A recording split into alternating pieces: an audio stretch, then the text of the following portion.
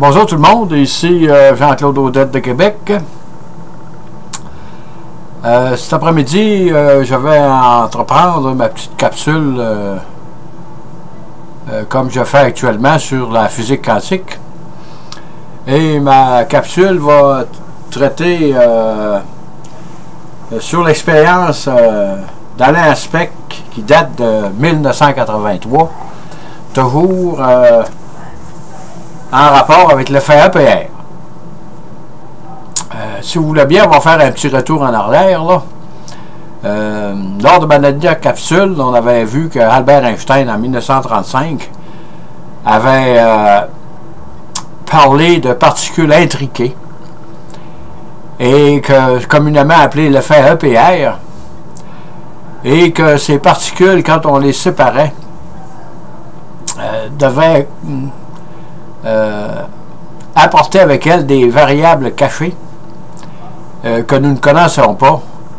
Et après qu'elles sont séparées, les deux particules intriquées vont avoir ça comme un genre de bagage génétique et qu'elles vont traîner durant toute leur existence, là, quelle que soit où la particule va être dans l'univers.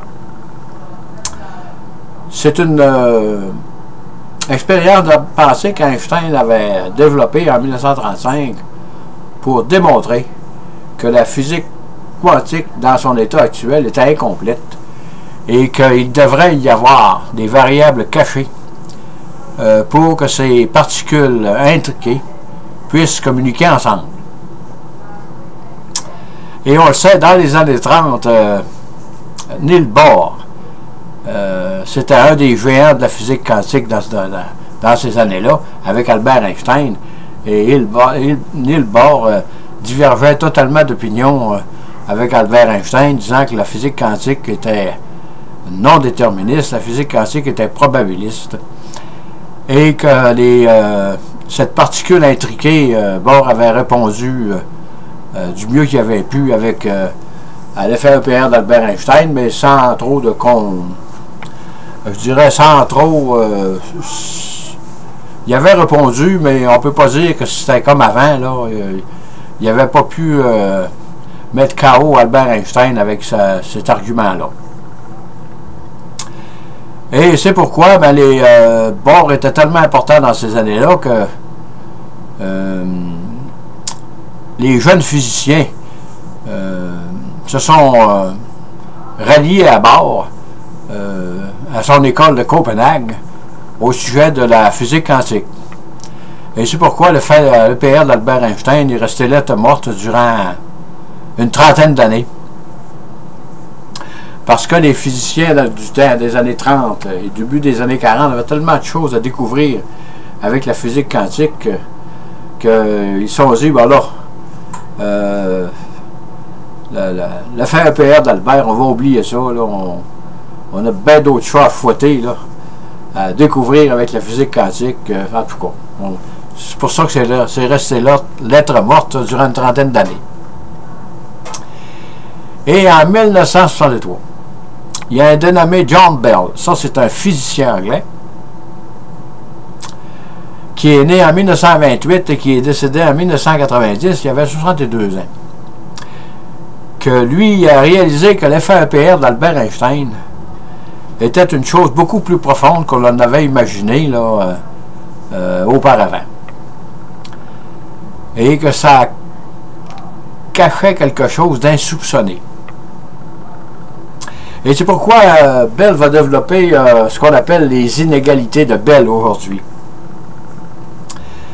Et dans ce genre de pensée-là, il présumait que les variables cachées d'Albert Einstein existaient.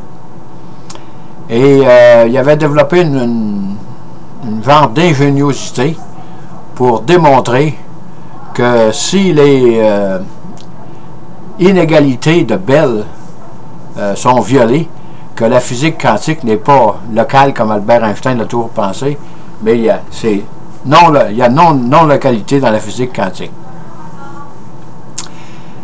Et dans les années 63, des instruments de mesure et pour faire les expériences de la méthode de pensée du physicien John Bell n'était pas au point.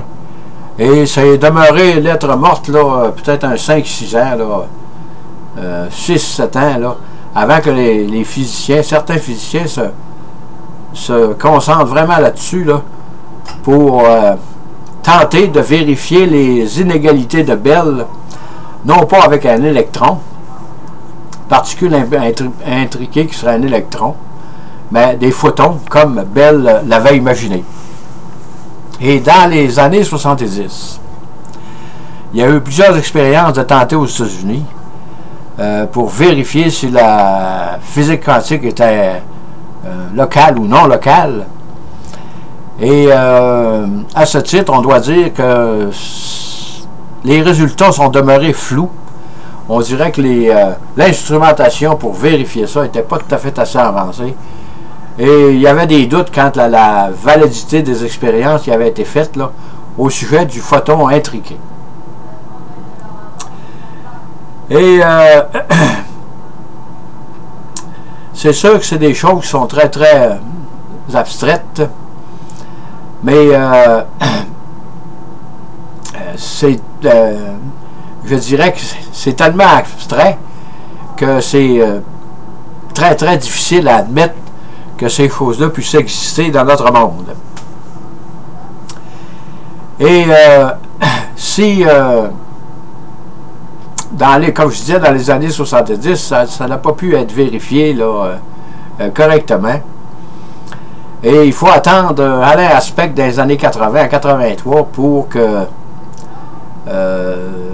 les photons intriqués soient vérifiés expérimentalement pour voir si la physique quantique était non locale, avec les inégalités de Bell. Et il serait bon peut-être de faire un petit retour aussi pour essayer de tenter d'expliquer là, la non-localité dans la physique quantique. Ici, j'avais déjà parlé des jumeaux dans l'affaire EPR. J'ai remis deux jumeaux identiques, dont un demeure au Canada. Il y en a un autre qui demeure en France. Mais ces jumeaux identiques-là, ils ont une particularité de plus. Ils sont un peu des genres de transgenres. Ça veut dire qu'ils portent en eux soit qu'ils soient une femme ou soit qu'ils soient un homme. Des fois, on voit ça, là, on entend dire « Ah, lui, pour moi, c'est une femme. » là, dans un corps d'homme, là, ça arrive quelquefois dans notre monde.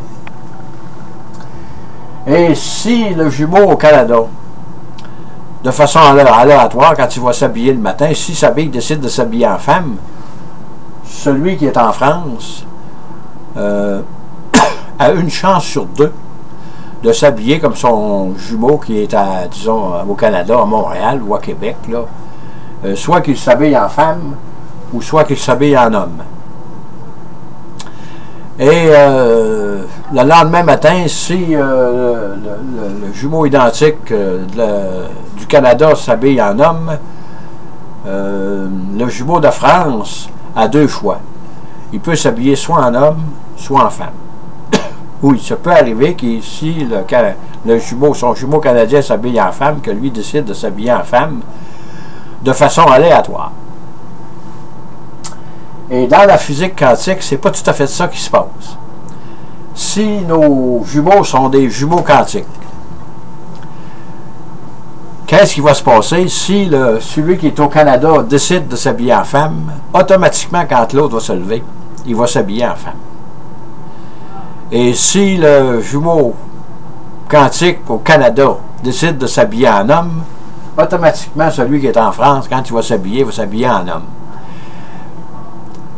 C'est ça qu'on appelle la corrélation entre les particules intriquées. Pourquoi est-ce que je dis ça? C'est parce que c'est différent de notre monde et l'espace qui les sépare, l'océan Atlantique en l'occurrence, n'a aucune influence sur la décision du deuxième jumeau qui va s'habiller. Autrement dit, dans notre connaissance actuelle de la physique quantique, c'est comme si l'océan Atlantique n'existait pas pour les jumeaux quantiques dont je parle.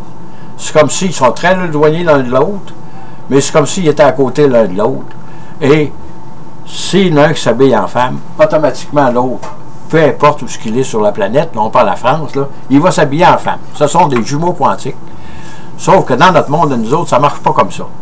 Ça marche un peu de façon aléatoire quand on s'habille, là, mais l'habillement de l'un ne peut pas déterminer l'habillement de l'autre. C'est ce qui se passe dans les particules intriquées. Et Einstein a toujours dit que, si je regarde ici, qu'il y avait des variables cachées quand on sépare les particules intriquées. Ils apportent avec eux quelque chose qui les permet de communiquer entre eux, peu importe où ils sont situés dans l'espace. Et c'est pour ça qu'Albert Einstein disait que la physique quantique était incomplète, parce que c'était une physique qui était juste probabiliste. Il n'y avait pas de déterminisme là-dedans. Tandis qu'Abord, lui, il dit qu'il n'y a pas de variable cachée. Tout comme les jumeaux, les chromosomes sont pareils, mais dans la physique quantique, ça ne marche pas. Il n'y a pas de chromosomes identiques, là. Et Bohr disait que la physique quantique, c'est la non-localité. Peu importe où ce que son jumeau est dans l'univers, c'est comme s'il était imbriqué. Il n'y a pas de séparation. Autrement dit, l'espace, on dirait que l'espace n'existe pas pour ces particules intriquées-là. Et forme un tout inséparable, peu importe la distance qui les sépare. Là, on est rendu là. Et je reviens à un aspect que lui, dans les années 80, avait pensé à une expérience là, avec des polariseurs là, pour essayer de vérifier encore les inégalités de Bell, mais de façon beaucoup mieux organisée que ça s'est passé dans les années 70. Si vous prenez un faisceau lumineux, vous éclairez une lampe qui va polariser, le faisceau va se séparer en deux, différemment que l'angle. Vous placez votre polariseur suivant l'angle du faisceau, suivant le faisceau, l'angle différent. À ce moment-là, vous allez avoir une séparation, mais à différents pourcentages. Si vous avez un seul photon qui frappe un polariseur, à ce moment-là, il va sortir soit d'un côté ou soit de l'autre. Parce que le photon ne peut pas se diviser en deux. C'est une particule unique. À ce moment-là, si vous avez un photon intriqué, s'il y en a un qui s'en va vers la gauche, dans un bout du polariseur, l'autre qui va sortir automatiquement va s'en aller dans l'autre. Fait que lui, Aspect s'est dit, si je peux mesurer le photon qui va passer dans le polariseur, dans la lampe polariseur, avant que l'autre atteigne l'autre bout du polariseur, à ce moment-là, je suis sûr que le photon ne pourra pas échanger d'expérience avec sa particule intriquée et il ne saura pas qu'est-ce qu'il est quand je l'ai mesuré. Et ça, il y a... Comment s'est-il pris pour faire ça? C'est-à-dire que là, il devait être un laboratoire laboratoire d'optique très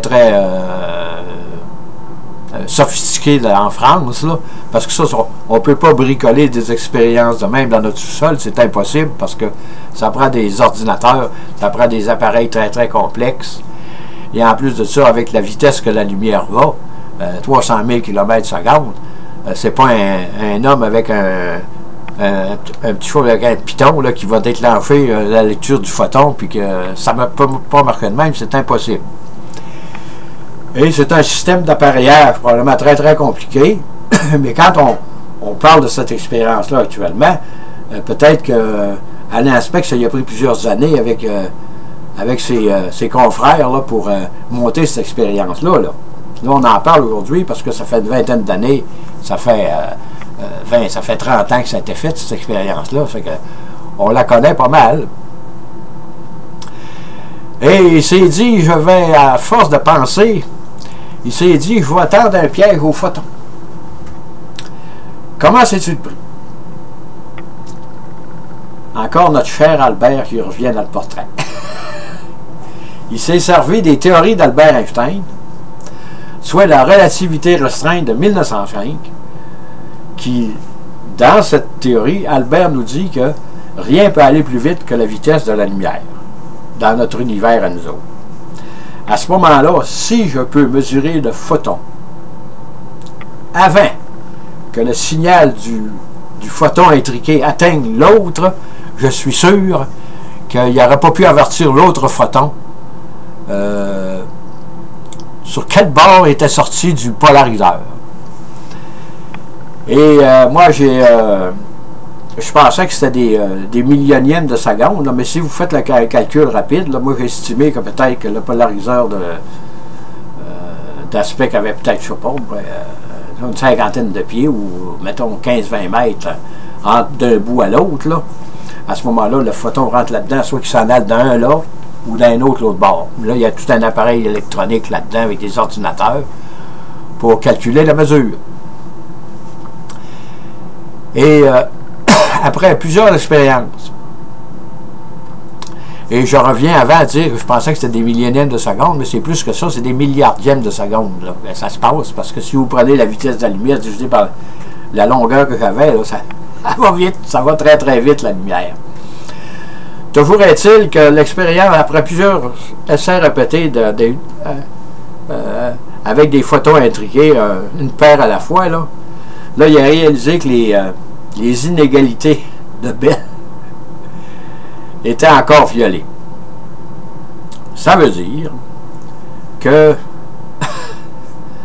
la nature est non locale et que nous sommes encore à penser que Bohr avait raison, plus qu'Albert Einstein, disons. Et par après, ben, il y en a qui ont mis en doute l'expérience d'Aspect, mais il y en a d'autres qui ont poursuivi dans le même domaine. Et apparemment, on est rendu peut-être à une vingtaine de kilomètres, c'est peut-être rendu plus loin aujourd'hui, mais les scientifiques, les scientistes, quand ils réalisent des expériences de même, des fois, ça prend plusieurs années à réaliser, avant qu'ils soient sûrs, avant qu'ils sortent les résultats. Là. Mais il y a une vingtaine de kilomètres, c'est rendu avec de la fibre optique, le photon étriqué, soit qu'il sorte d'un bord du polariseur ou de l'autre côté du polariseur, dans la fibre optique, et il peut aller jusqu'à une distance de 20 km, et encore là, il y a violation des inégalités de Bell. Est-ce qu'Albert Einstein a encore raison? On ne le sait pas. C'est difficile à déterminer, mais il semblerait que la physique quantique, au point où nous sommes rendus, elle semblerait inattaquable. On ne peut pas la prendre en défaut actuellement avec les connaissances que l'on a. Et la particule intriquée, c'est tellement incompréhensible. Mais là, on commence à voir, les physiciens commencent à voir que ça va nous amener des choses formidables, ça. Quand on va maîtriser cette technologie-là, ça va nous amener des choses formidables là, au point de vue développement scientifique. Là. On peut penser à la téléportation quantique, parce que ça, c'est pour beaucoup plus tard. Mais c'est sûr que ça va finir par arriver dans notre monde à nous autres. Communiquer instantanément avec la planète Mars, ou si jamais il y a des hommes sur la planète Mars, ça ne prendra pas 15 minutes avant que le signal se rende. Là. Avec un photon intriqué, c'est instantané. Donc, si vous mesurez, si vous êtes sur la Terre, puis vous envoyez un signal avec les particules intriquées, le signal va se transmettre automatiquement. Et c'est ça qu'Aspect a fait. Il a essayé de tendre moi je dirais une trappe ou un piège au photon pour le mesurer avant que l'autre soit rendu au bout du polariseur, pour qu'il soit sûr que la particule intriquée n'envoie pas de signal à l'autre pour dire que moi je suis sorti de ce côté-là du polariseur, il faut que tu sortes sur l'autre. Et on réalise que que la physique quantique est non locale. Mais ça, c'est très, très difficile à expliquer, là. Comment ça se fait que des espaces, on peut concevoir. Mais ça, ce que je vous dis là, c'est tout vérifié par des physiciens mathématiciens. Ça existe, ça, dans les formules, là. C'est pas comme moi que je vous compte ça, là. Je compte ce que je sais, ce que j'ai lu. Mais quand les physiciens disent des choses de même, c'est tout vérifié mathématiquement, ça. Hein, quand ils parlent de ça, c'est vérifié mathématiquement, donc c'est sûr. Et il y a d'autres choses qui vont s'en venir aussi. La cryptographie quantique, c'est un autre système. Après ça, les ordinateurs quantiques, on commence à en parler, là. Et avec la superposition d'états. Et ça va emmener. On voit nos ordinateurs aujourd'hui, on les trouve très, très puissants. Puis, on est émerveillés devant ça. Mais le jour où le genre humain va posséder l'ordinateur quantique, ça va être une autre paire de manches, là. Nos ordinateurs aujourd'hui qui peuvent prendre des mois, mettons, à calculer un certain problème très, très compliqué avec des probabilités, tout ce que vous pouvez imaginer, mettons que ça prendrait 3 mois aux super ordinateurs que l'on a aujourd'hui, réunis en série, mettez-les comme vous voulez. L'ordinateur quantique peut vous faire ça peut-être dans, on ne le sait pas, mais peut-être vous faire ça peut-être dans une couple de minutes, ou une demi-heure, ou 1 heure. La vitesse va être accélérée énormément dans les calculs. Et en plus de ça, ça va être des machines que les hackers vont avoir beaucoup de misère à aller fouiller là-dedans, parce que ça va marcher avec des photons. De toute façon, on voit que la physique quantique, c'est sûr que l'avenir est là-dedans, là. Puis dans les années 70, moi je me souviens, après avoir lu beaucoup, là, qu'aux États-Unis, dans ce temps-là, si vous n'étudiez pas la théorie des cordes ou ce qui est relié à ça, la théorie pour connaître les organes de l'univers, c'est très difficile d'avoir une chaire à l'université. Mais aujourd'hui, ce sont les allégoriques.